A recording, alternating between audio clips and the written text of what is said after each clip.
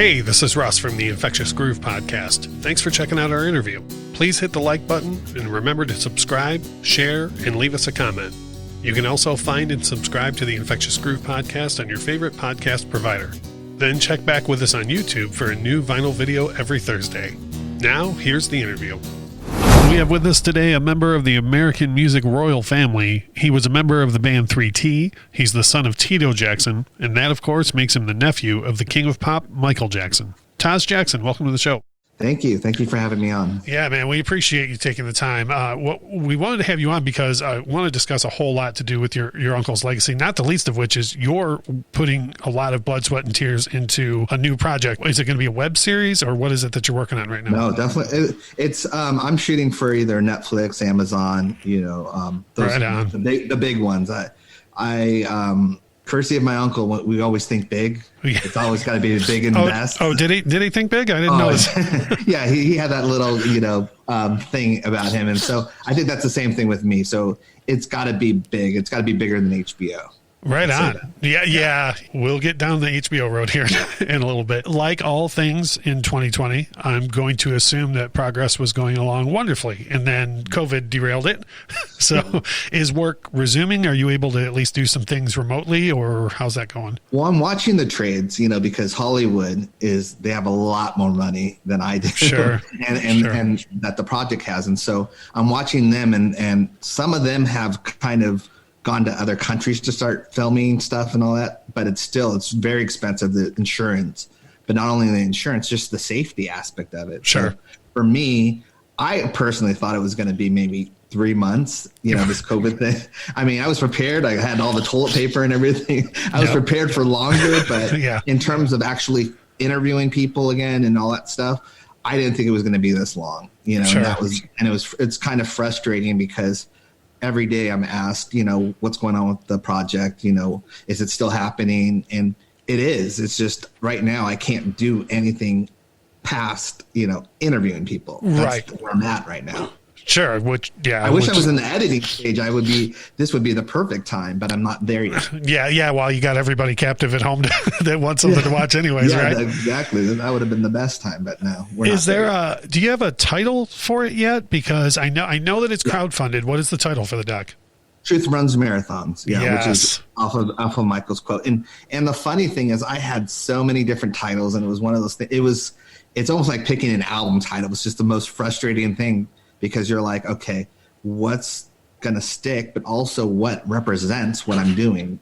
And for my uncle, it's just because it really emphasizes what we're all going through as Michael fans, or, that Michael fam aspect of it. We're going through, okay, don't burn yourself out, because this is a marathon and the truth will come out. And it has slowly started coming out. And I mean, there's been victories here and there, but it's frustrating, because the first thing you want to do is just run straight for that, as fast as you can, and you'll burn yourself out. And so that's kind of been the slow and steady with it, which is great. To touch back on the, I know COVID gets in the way of this, but as of right now, do you have, I don't want to say a dream ETA, but do you have an end date in mind for when you'd like to get it out there? Assuming this all goes away. Yeah, exactly. Like this year, I thought it would be out. At least I thought it had been done, in terms of, because COVID pretty much March is when we got in lockdown in California. But before that, in December, I was like, okay, March onwards, I'm going to be good. For sure. We'll get this done. And by probably fall, I'll have it to be shopped around or whatever in that way. But it was really going to be hustling in that aspect, all cylinders firing. But now this has kind of put a little, wrench in it. But at the same time, I'm also interviewing a lot of people. I have a wish list of probably 60 people. And out of that 60 people, hopefully 40 will do it. I know for sure the majority of people have asked to do it. So it's not one of those things that I'm it's not like this subject where I have to beg people to do it. There's just certain people that it's timing.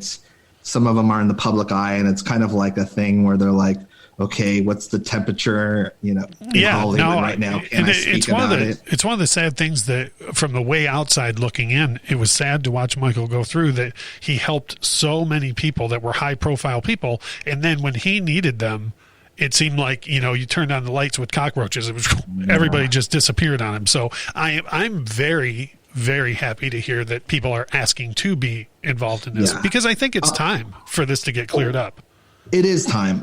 Well, the people that are asking, or the people that are volunteering, are people that have worked with him. So they're not really the Hollywood type. Right. They're more the people like co-workers or people that worked at Neverland or people that in that way, because I wanted to also, and we'll get into this, but the aspect of this project for me is about humanizing Michael Jackson, letting people know, because this whole myth about Michael Jackson, this whole myth of who the media has portrayed him to be, is not at all who Michael Jackson was. And so I think the best way to do it's almost like a eulogy where people that knew him talk about him. Right. And through that, the audience, the viewer gets to see, okay, these people are saying their story about who Michael Jackson truly was. And so that's, and I would rather hear from. So I was going to say, so wait, what you're telling me is we're going to hear from real people with real experience with this artist, as opposed to, say, man, I don't want to throw out any unbased accusations here, but a bunch of paid blue check marks to just. Yeah, exactly. That have never met him and just watched a movie and made their, or maybe not even watched a movie. Maybe got paid to say. I was trying to give him a little credit, but it's. I mean, the propaganda machine had gone full speed ahead in that way, and absolutely, I think that was one of the hardest things for me was what line do I take in that way, because I didn't want to attack too hard, but at the same time, this is my uncle and his legacy, and my family that they're attacking, and there's no libel law that protects us because. There's no libel law or slander law against the dead, which is ridiculous because they can make up anything. All things being equal, we shouldn't need that, right? Like people shouldn't be, people should respect the dead, right? But I understand that line because I talk my personal favorite Michael Jackson album is "History Continues" because I think the guy finally just drew a line in the sand and said, "Okay, enough of this." And if you even listen to that record one time, you're like, damn it, Michael's mad, and you and I talked about this before I started recording. I have a friend of mine who always reminds me when I get mad over the way Michael was treated, like Michael ended that record with Smile. So you have to remember that, even the guy who it actually happened to knew when to dial it back. So I know what you're talking about like trying to find that balance. And I love that about my uncle as well. And for all the hell that he was put through in life, it's like he was always trying to help the world. He was always trying to help people still. It didn't make him bitter. It didn't make him angry. It didn't make him, against the world. It was like he just kept opening up his heart and it kept getting stabbed. Yeah. And that was the thing with it. And it's almost, it's tragic, but at the same time for me, it's something that I want to live my life in a way because it's like, he was always my role model. It was always like, how much did he endure? But at the same time, it's like, I want to I want to be someone that caring and that, empathetic in that way. I went through a period in my life where I was strongly discouraged from trying to be that person because of what happened to him. I was just like, look, if this dude tried that hard, and got beat up that much, like what's the point? But then you have to keep circling back to pressing on, So obviously we have to get into these allegations that happened before and after he passed. And, I want to tell you personally, like all cards on the table, like I grew up, I'm just a bit younger than you. I'm only a couple of years younger than you. And I grew up in the same era everybody else did. Like I have friends of mine that are younger that I have to tell them, like when the Pepsi accident happened, that was national news. That was before celebrities were reported on. Yeah. And, so I grew up in that era. And when the 1993 allegations came about, I was the first person to say, oh no. Like, oh no. Just from the outside looking in, you think perfect opportunity. This guy's got all the money in the world. He's always surrounded by children. He's got all the security in the world. And my initial thought was, oh no, But one thing that was a huge turning point for me that the rest of the world used to point a finger was when the 93 case was settled, because I wasn't even a parent yet. Yeah. And everybody I know said, oh, he paid that family $20 million. So he obviously did it. And my thought was, How the hell are you going to settle for $20 million when your kid, something heinous happened to him? Yeah. How would any monetary amount be enough at that point? Yeah. And I think, you know, with the 93 allegation as well, there's a couple of things that, you know, really frustrated me about that scenario. I don't know. I mean, obviously your listeners might not know this, but me and my brothers, we were flown to first Bangkok, but then we met him on tour, basically. We got Evie, who was the secretary at the time, basically called my mom, said, Michael needs you.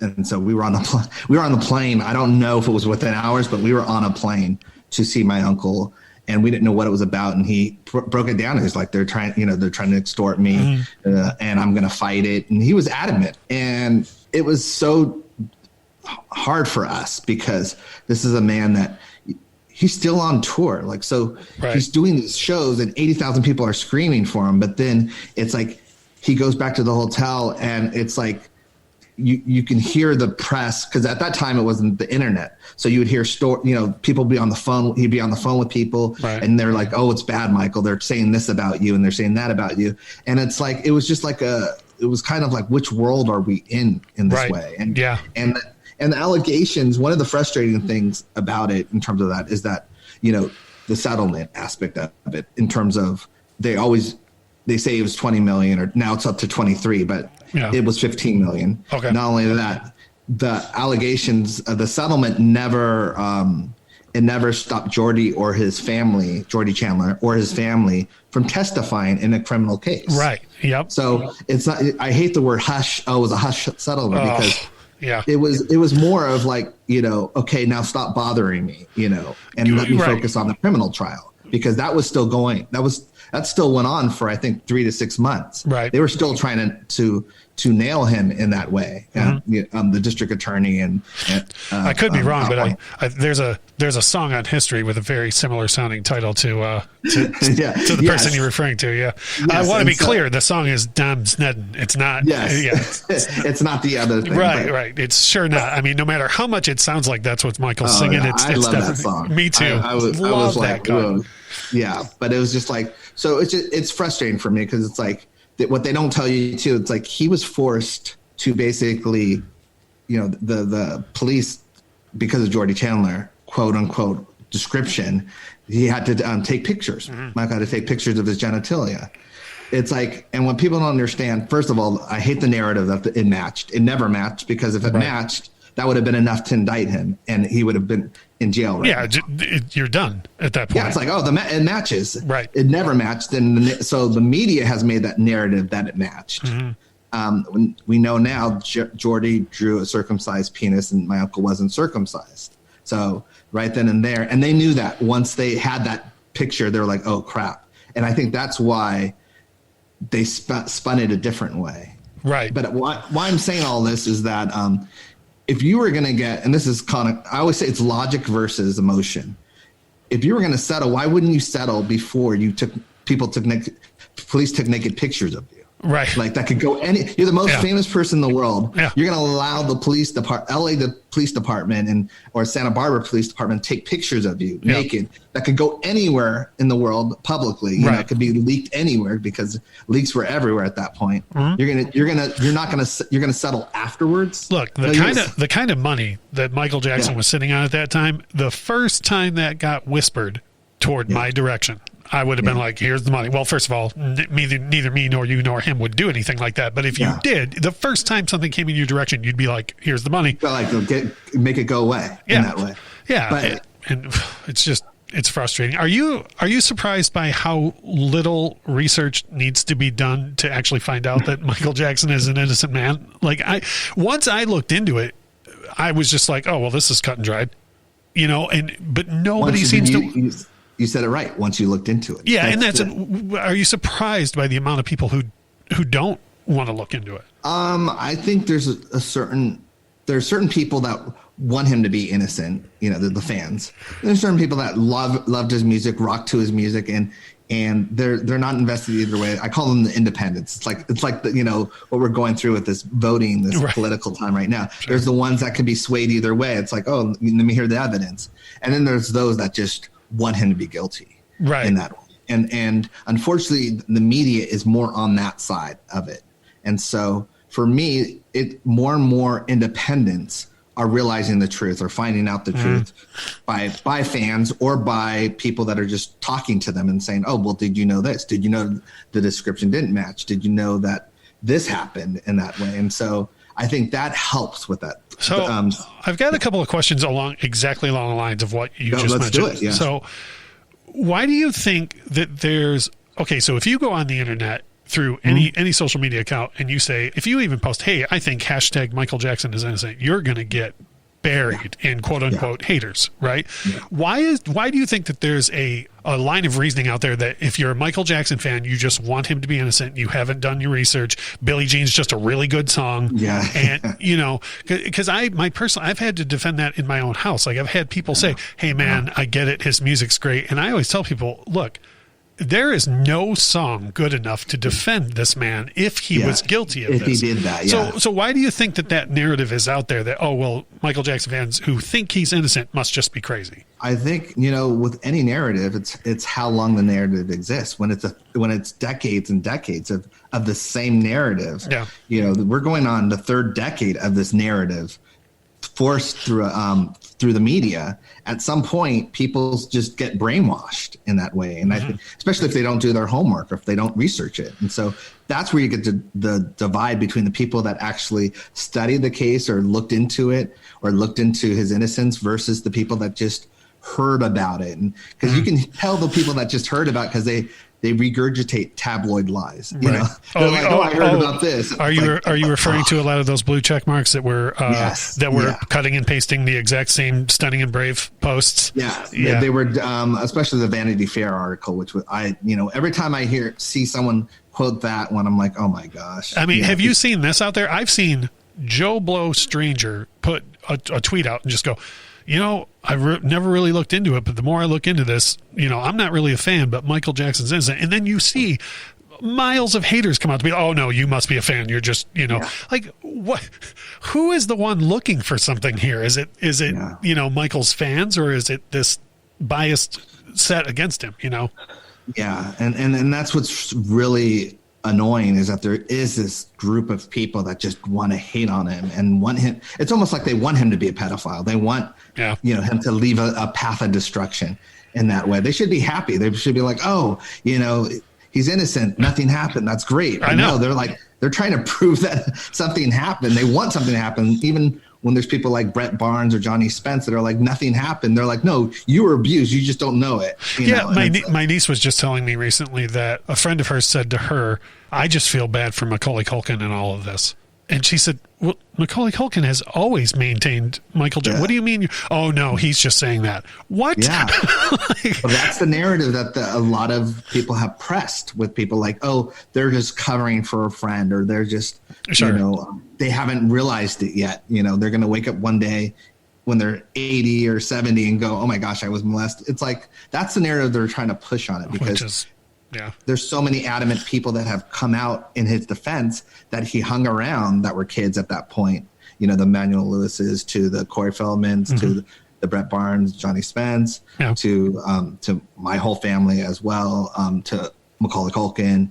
I mean, there's so many people. To dozens and dozens of families who were in and around Neverland all the time, but aren't seeking that payday in any way. Yeah, well, Corey said it best, and it's Corey Feldman. He's like, Michael wasn't that guy. Like, Corey knew the difference because Corey was molested. Because Corey did deal with that guy, yeah. Yeah.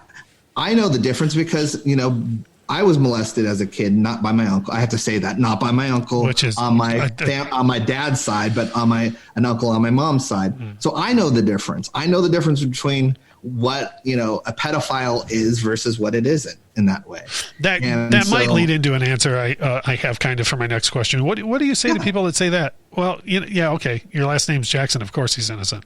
Like, what do you say to people? Like, if someone just walked up to you on the street and said that flat out, oh well, yeah, of course you're Jackson, of course he's innocent. What is your answer? When it's strangers, it doesn't bother me. But if a friend said that to me, it would almost be like, so you're saying I'm that type of person that would defend a pedophile, no friend has ever said that to me because my friends know me so well. They know I would never stick my neck out for someone that was a bad person. Yep. I've always been a righteous person. I've always lived by that. So they know in that way that, I mean, they're adamant Michael people too, because a lot of them have met Michael throughout the years and stuff like that. Yeah. But it's just like, so I don't get that insulted when it's strangers because they're just going off of what they've heard in the media. Sure.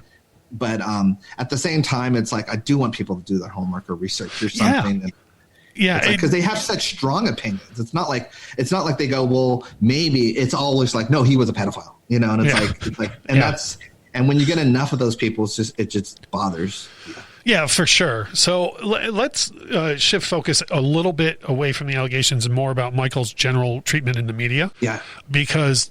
Now, this is very unjournalistic of me, but to say that Michael Jackson has been treated disgracefully by the media would be an understatement, in my personal opinion. To give you an example, the current culture that we are in today, if a black star was diagnosed with vitiligo and began to turn white or more portions of their skin, if even one person went on social media and made a joke about it, the world would come down on their head.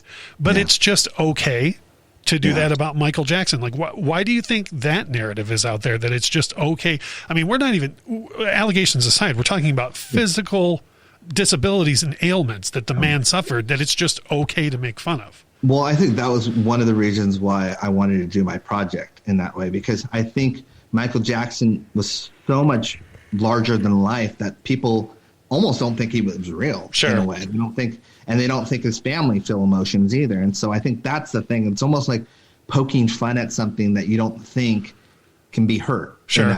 And so I think that's why he took so many blows in that way, in terms of comedic blows, or just now with people saying, you know, being so mean about it in terms of vitiligo. Yeah, you're 100% right. It's bullying. Yeah. People would say, "Oh, you're a bully." You know, how could you do that to someone that's suffering an illness? But something about Michael Jackson, people just don't think, and they don't think he's.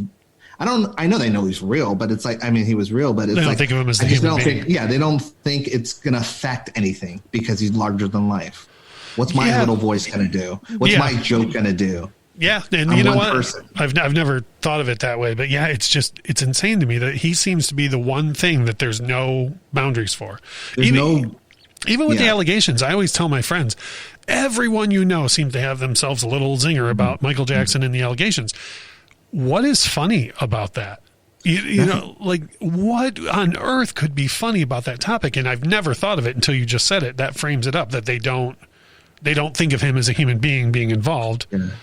But you're 100%. What's funny with pedophilia? And there's nothing funny. But a lot of those blue check marks are comedians, and that's I don't know what it is about that, but it's like a lot of them have gotten in trouble making pedophilia jokes on Twitter as well in the past. Yeah. And so it's like, I think one of the things is that it's just it's weird to me, but maybe I'm just sensitive because I have been, you know, abused, sexually abused, you know, as a child. Yeah. On my mom's side, I have to keep saying, because everyone takes it out of context. I had a paper do that to me, and I was like, and I even said it, and they still, you know, they left it like, kind of in the air, of course. Shit, I'll put that at like, not you. I mean, when I master this interview, I'll put that part at like 15 on the volume, so everyone makes sure they hear that part. Now, do you think that with a lot of what's happened this year with the Black Lives Matter movement and a lot of the changing racial perception and tones in the media, do you think that Michael might start to get more of a fair shake going forward as a Black American? The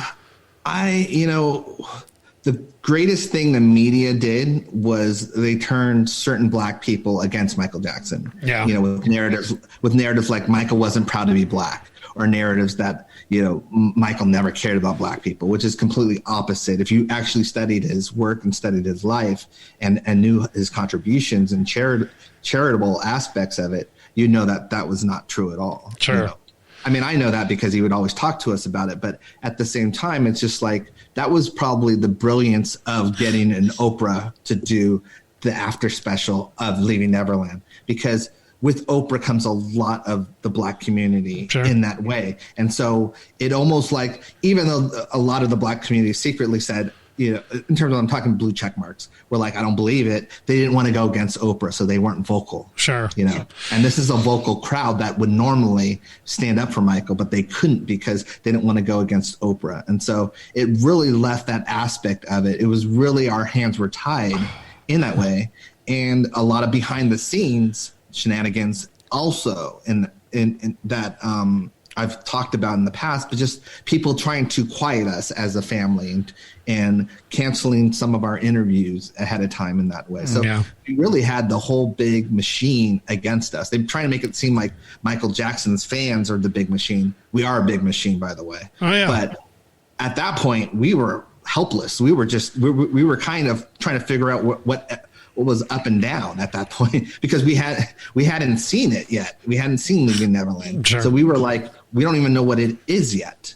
Mm-hmm. But at the same time, we knew the past, and we knew the past allegations. Yeah. And once I knew Wade was involved, I'm like, this is such BS.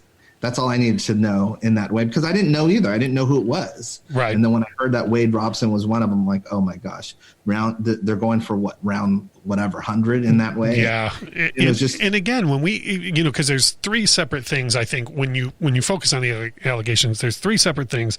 There's 93, 2005, and then this posthumous unfortunate situation. And when you, I think, honestly, I think this latest one is the one that takes maybe the least amount of true investigation, you know? It really does. But you know, it got more ridiculous as it went along. I mean, this last one, if you really, I mean, between Wade and James, they have 7 different versions of each story that they told. And James, I didn't know at the time. In terms of Wade, I kind of knew in terms of I had hung out with him and family, friends, and all that stuff. So Wade, I felt comfortable talking about when I did interviews and stuff. With James, I deferred it. I was like, well, I don't know James, so I can't talk about James. No. But then when that train station thing hit, where he, you know, because I hadn't seen it at that point, and when they found out that the train station wasn't even built at the time that he claimed that he was molested upstairs in a room, it's like that should have been it. In that way, and right, absolutely, and didn't cover it. I think a lot of us think a lot of fantastical things of Michael Jackson. One of which is not. I don't think any of us believe he had a time machine. So if he did, he didn't share that with me. Yeah, I love time machines. So. Yeah. You would think he would share that. Yeah. I want to talk to you a little bit about some other projects that are out there, like Square One. And then I don't know, have you got a chance to see any of the Loving Neverland project that's out there yet? I've seen clips of it. I haven't seen it, and I've talked to the 2 creators of it because at that point they were going to replace it with a voiceover. Well, speaking of which, you're speaking to one of the voices. Oh, really? Nice. Okay. Yeah. So I said, once that's done, contact me again, because I didn't want to see it in a form that wasn't complete in their eyes. Yeah.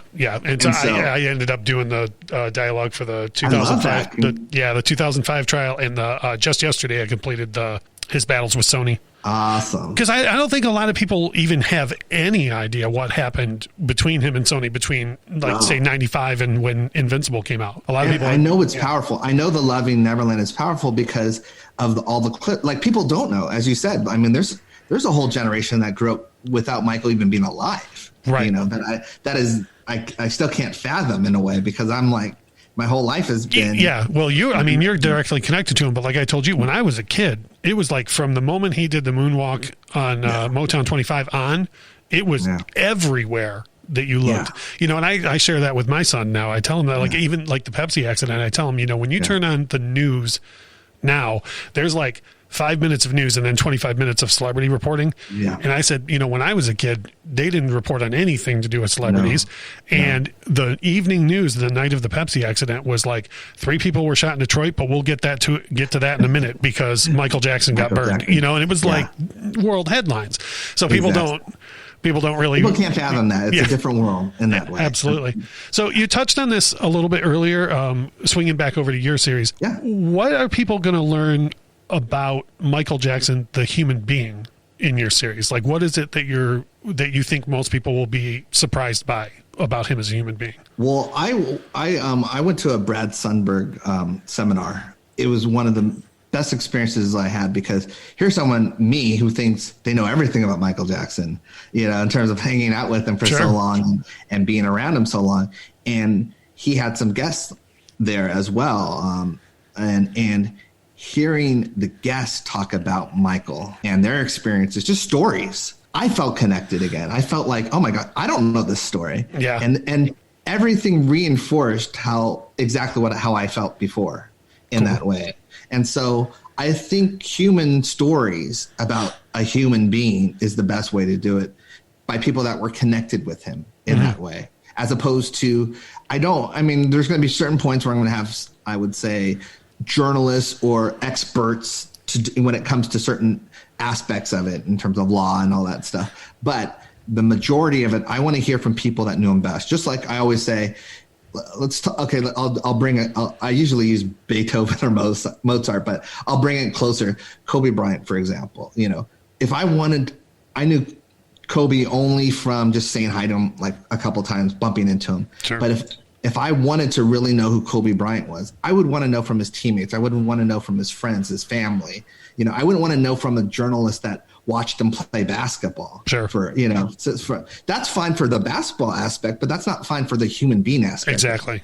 And so for me, I would want to know from his cousin who, that they used to do print, whatever it is, used to run around the city joking and looking for girls. I don't know that's not what happened. No, I know what you mean. I'm just saying that's the stories that people are like, oh my God, because then people identify. And I think that's the problem, is that people can't identify. When I say people, the public can't identify with Michael Jackson because the media's painted this picture that's unidentifiable. Yeah, absolutely. It really is. It's a cartoon character. Yeah. Oh, yeah. That's the impression that I get. I feel like it was, and tell me if I'm off base on this, but I feel like it would have been as important to Michael to be remembered for his humanitarian efforts as it was his entertainment. Like, I think it's even more. Okay.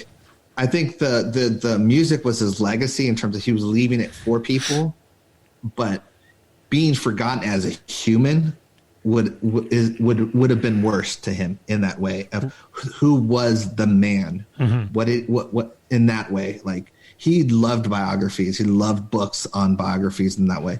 When we go to bookstores, he'd pick up books on, Disney or Martin Luther King or any just people that were sect, and he would study them, he'd read about them and get any kind of knowledge he could of them. And so that's kind of how I'm approaching this. I want people to, at the end of it, being like, wow, there's no way Michael could have done this, because he wasn't that type of person. Sure. In that way, everything, all these people, these 40 to 60 people, why are they so adamant in terms of, with smiles and all that stuff, if this guy was a pedophile? Sure.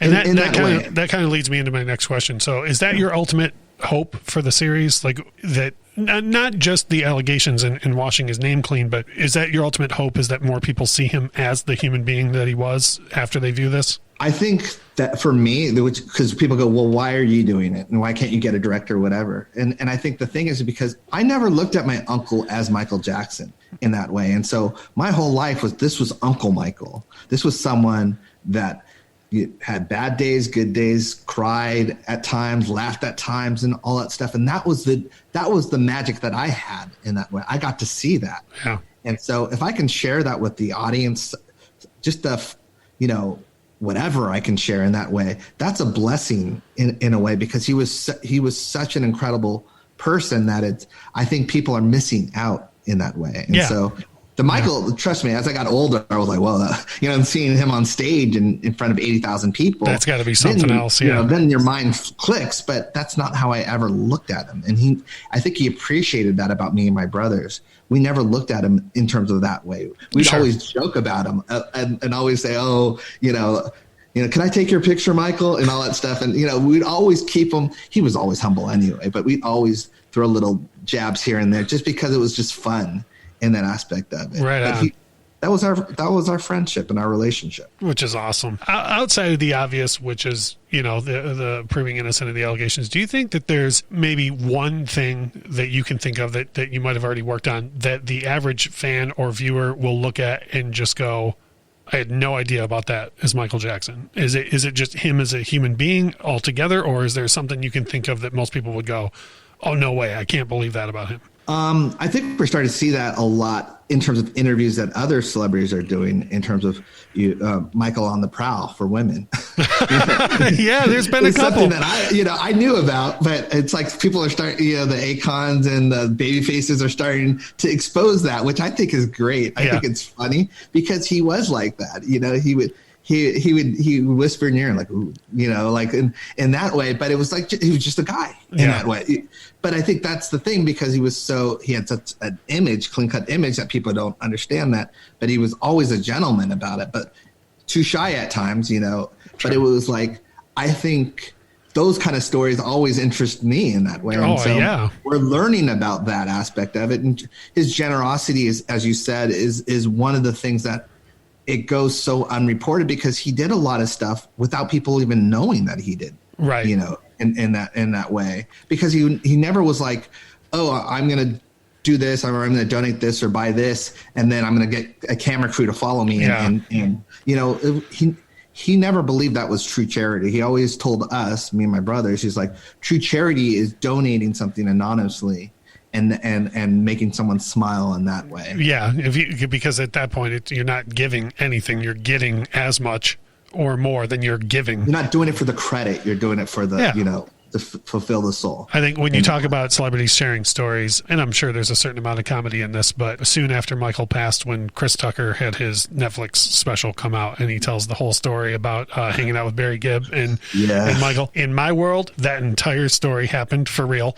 And one of my favorite things that makes me think of Michael more as a human is when he says, you'd be sitting at Neverland and something magical happened, like 2 giraffes walk by, and you'd be like, Michael, is that 2 giraffes? And Michael would be like, it's 3, And he says, I remember that. And then he says, Michael, that's fly as hell. And Michael said, I know, that's why I bought him. Like that makes me think of him more as a human being, Like, and Chris has a great way of storytelling. Yeah.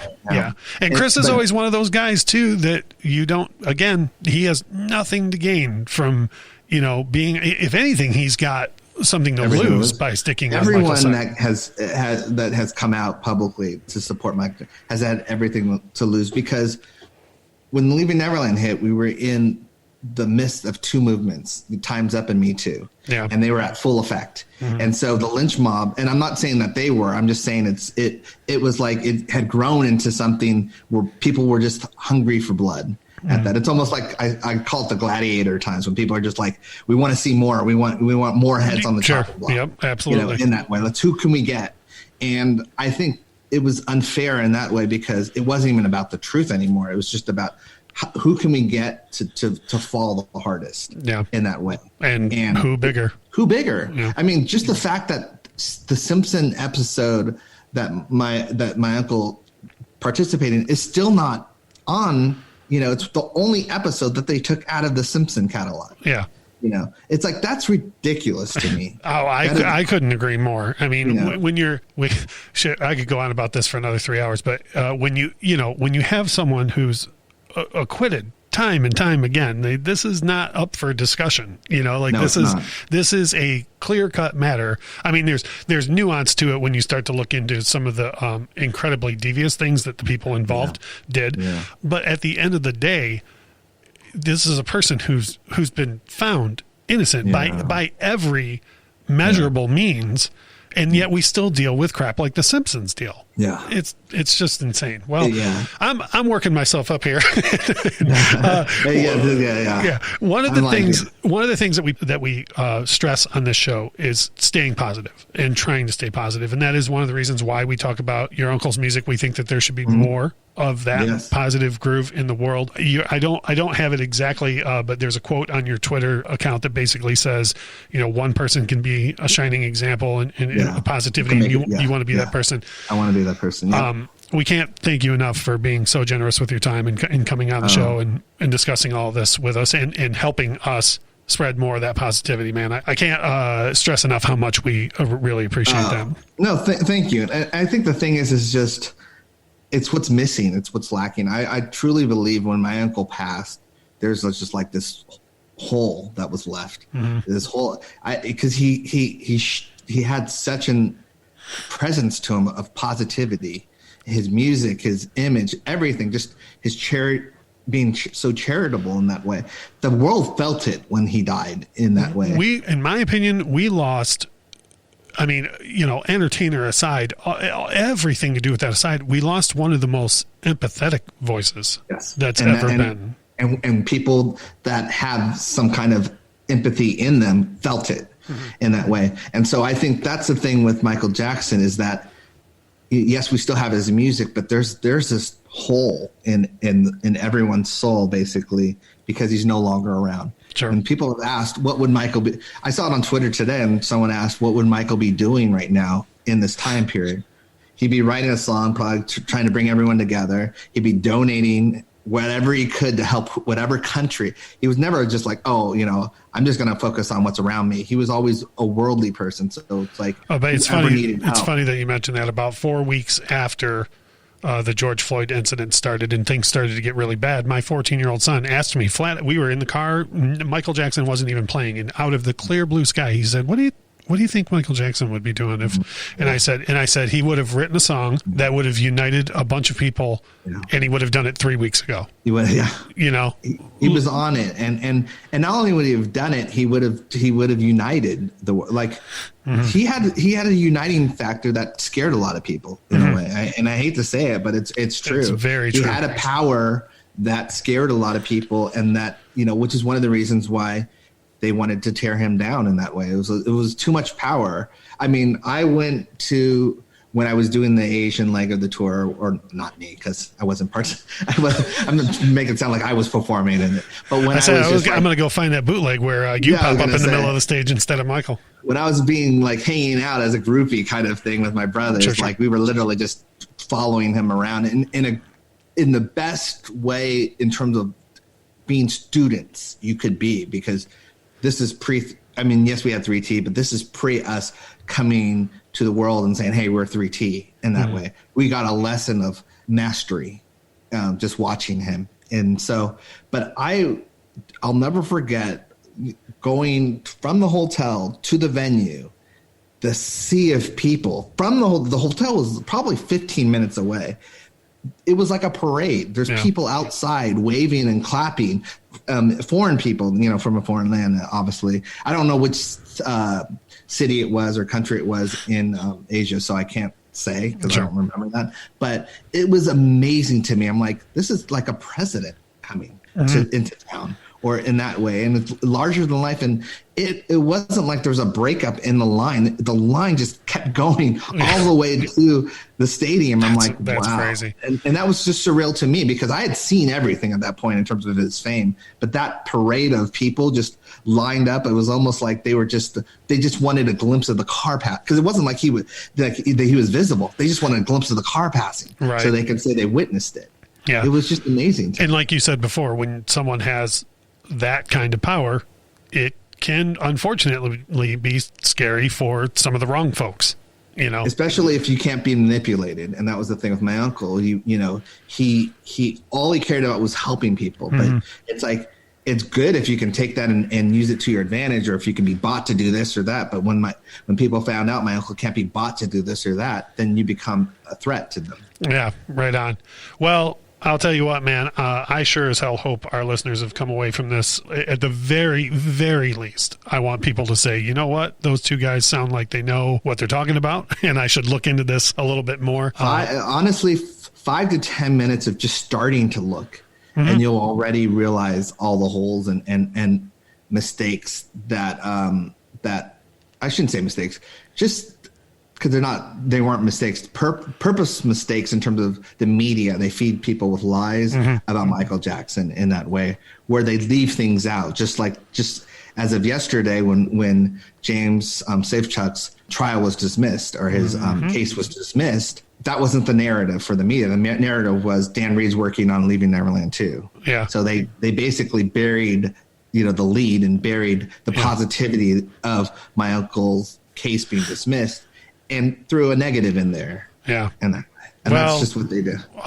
Me personally, and I know a lot of our listeners feel the same way, and I speak for my other two co-hosts. They're not here right now, but they're most definitely stamping their names on this discourse. We hope that the narrative does change and that it starts to change with the hard work that you're doing, and it's changing now. Yeah. Like as you mentioned with Square One, like Square One was huge. Liza Leaving Neverland was huge.